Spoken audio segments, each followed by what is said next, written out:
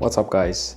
So I get hundreds of messages on Instagram of people asking for advice to buy an iPhone, and the truth is that 90% of you guys are not actually going for the latest model.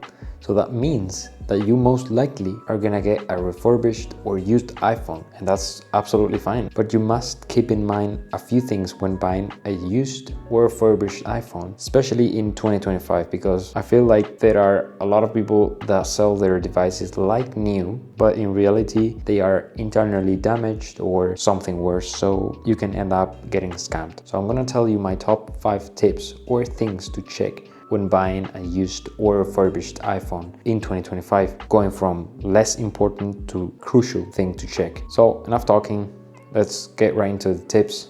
Number 1, it can sound obvious, but check if it turns on properly and if it's locked. Of course, if you are buying the iPhone from someone else, they will need to factory reset the iPhone, so when you turn it on, you can actually use it. So make sure it doesn't have a password or any iCloud account here.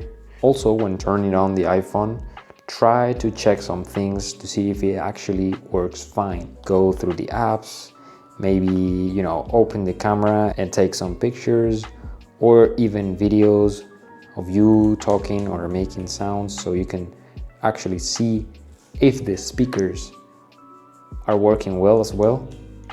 Make sure there are no dead spots in the corners or anything like that. Also check the brightness and see if it's consistent all over the screen. Okay, so the second thing is something I have learned recently, and it is to check if the iPhone has had any water damage. You basically check the SIM tray. So in order to do that, you will need this right here. So make sure you have something like this to access to the SIM tray when buying the iPhone, obviously. So if the iPhone has had any water damage, you will see some red thing over here. I'll show you a picture of it.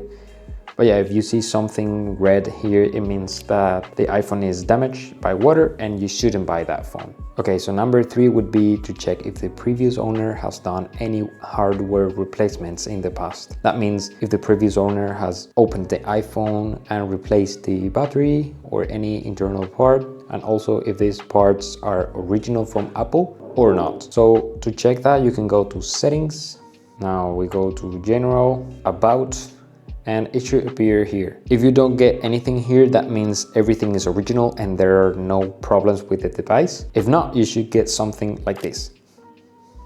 Okay, number 4, this is one of the most important things to check in my opinion, which is the battery health. Make sure to check this before actually buying the iPhone, obviously, so you can decide if it's worth buying or not. For me, this is the best indicator of an iPhone's time usage. If the battery's maximum capacity is below 85%, I would say that the phone has been used for quite a long time. But if the maximum capacity is over like 90 or 95%, I would say that they have been taking a better care of how they charge their device, or that they have been using their device for only a couple of years. Number 5, and the most important thing to check, is the EMEI and serial number. This way you can see a ton of information about the iPhone, such as the purchase and expiration date, and if it's refurbished, and a lot of more information. So to do that, we again go to settings, general, and about. So here you can see the serial number, so you just and copy. Now you want to go to Safari and go to iUnlocker.com. So you go here and paste the serial number. As you can see, here's all the information about the iPhone. Red is bad, green is good. So as you can see, this is a legit iPhone and there's no problems with it at all.